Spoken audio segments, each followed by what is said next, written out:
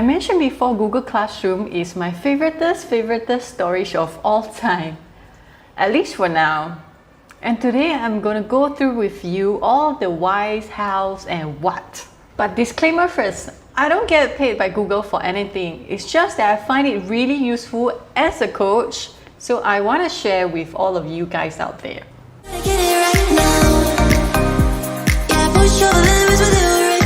My biggest reason for using GC is of course for online storage. It literally changed how I plan and note down my training sessions, whether it's online or face-to-face. Before this, all my coaching ideas, crazy drawings, and years of experiences and reflections were all stored in stacks of notebooks. 17 years on now, imagine I have a whole library of it.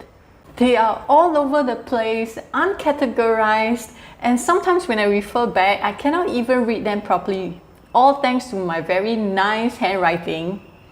And a lot of them were lost because they are in loose paper forms. In these couple of years as well, I have been running a lot of blended trainings due to COVID. Hence, using a lot of online resources like YouTube videos, etc. GC really helped me to capture all these such that there's no loss of time, ideas, or plans. Try it out for yourself to believe. It's just so easy. It's like I spend an insignificant amount of time typing them out and throwing them into categories like attacking skills, shooting skills, etc. And tada! I have my own very well organized resource library that I can come back to refer anytime that I want. This might happen to you many times before as well. It's like you wish that you can recall a particular session that you ran, or when you run out of new ideas for a particular topic, you wish that you could refer back to the old ones to then find out that you can't find them. So this GC has been serving me very well as a vault of some sort. Second reason, it's really easy to use and intuitive, and it links with everything that I use from YouTube, Drive, Google Sheet, Docs, brainstorming apps, etc. etc. And you can upload whatever you want, like videos, pictures, PDF files, especially pictures. Even now, I still write on my notebooks some of the things, some of the sessions, especially when I'm traveling. So what I would do is just take a picture and then upload them into my GC. Third reason, not only does it serve as a timeless storage, you can literally conduct a class in there. If yours is like an academy, like mine, you can invite coaches, you can invite athletes, even separating them to different levels. You can post training plans, like giving your athletes a heads up on what to prepare, what space they need, or giving homework like self-directed trainings, or getting them to plan their own sessions and returning them to you like an assignment. Not only for me, I could empower my youth sports leaders with a classrooms by making them the teachers. And they will have the same privileges as us, so they can upload useful leadership stuffs or the upcoming projects that they are working on, and using Google Meetup link to do discussion online, and I know that it is a safe space for them. If you're half convinced by now, in this next segment, I'm going to go through with you in details how I have used it and its different functions, both as a storage and also a place to gather your athletes.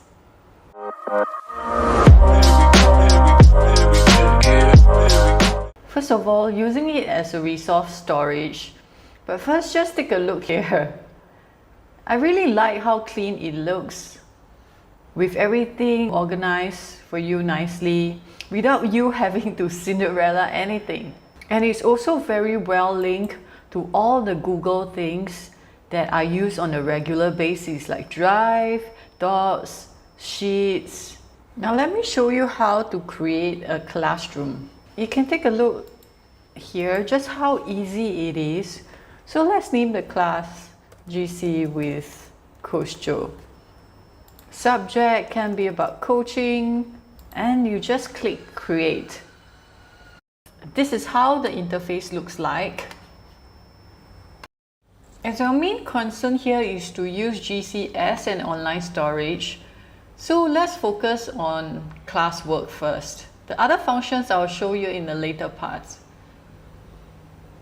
Now let me show you how easy it is to create a resource library for yourself and to properly organize all your resources under topics. You can see from this bar under create, okay, you can create anything from materials, quizzes, questions posed to your athletes, or including topics that you can categorize all your materials as well. So let's take a look at, for me, when I upload my training plans or whatever resource that I have, I usually go into materials. And you can see from here, okay, you can write down any title, let's say training plan for today. Okay, you can then write down all your description about what warm-up are you doing, what main activity are you doing, and what's the cool down like. Then you can complement or supplement this training plan with all the uploads that you want. Whether it is from your Google Drive or your own videos, uploads, documents in Excel file, in Google Docs, okay, or it comes from a website, some useful article on certain topics that you are researching on, okay, and also YouTube videos, whether it is a workout, a YouTube video that you are referencing to, all the Google support like docs, slides, sheets, forms, so these can all be uploaded in. Then you click on post, then it will be saved and it will come up looking like this. So let's see from here, okay, how to create a topic. You simply click on topic and then just type out, let's say you want to store this under the category of training plans, and voila. And all you need to do is just drag and drop into the topic. Day by day, as you start building your library, okay, it will look something like this.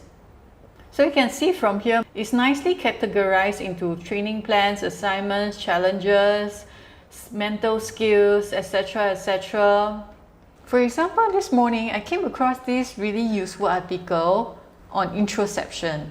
It's a study relating how if one is more in tune with their bodies, they get better at managing their own thoughts, emotions, and hence well-being.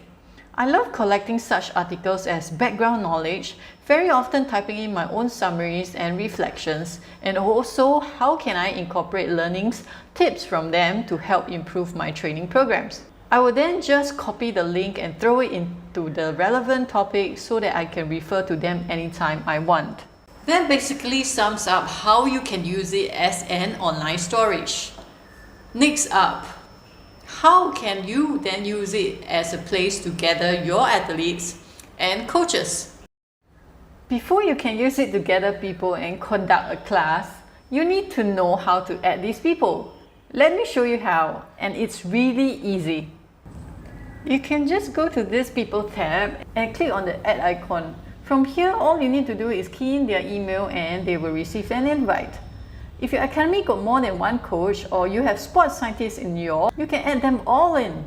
They will all have the functions of posting stuff, giving assignments, grading, etc., except deleting a class, which is the sole proprietor of the person or organization who created the classroom. Same for students. You can invite them through the same way. Of course, the student will have different privileges as the coaches and sports scientists. So they can either comment or post. And even that you can control in the classroom settings. A tip here would be consider creating different classrooms for different levels for different purposes. For example, junior, senior team, or if they are leaders, so that whatever you post, okay, will be relevant to that level or for that purpose. After adding all the people, you can now start posting whatever you want, whether it's training session of the day or assignments or useful videos or articles you want your athletes to watch and read. In the postings, the athletes can comment and discuss if you create the settings to allow them to do so.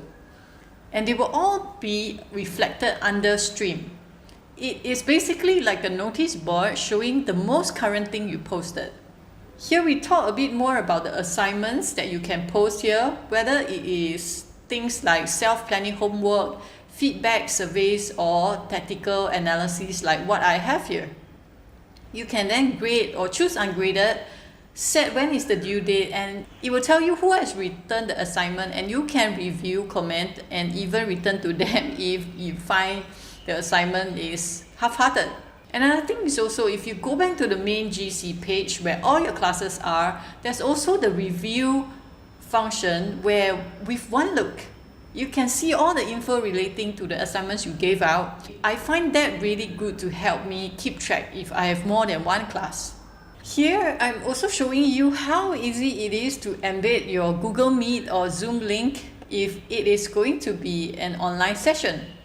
Rather than you have to text them separately, okay, you save the hassle. You can just put it in the description or attach it in the session as a link, like what I have here.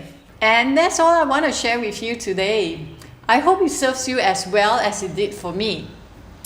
In any case, do comment and let me know. Until next time, take care and keep coaching.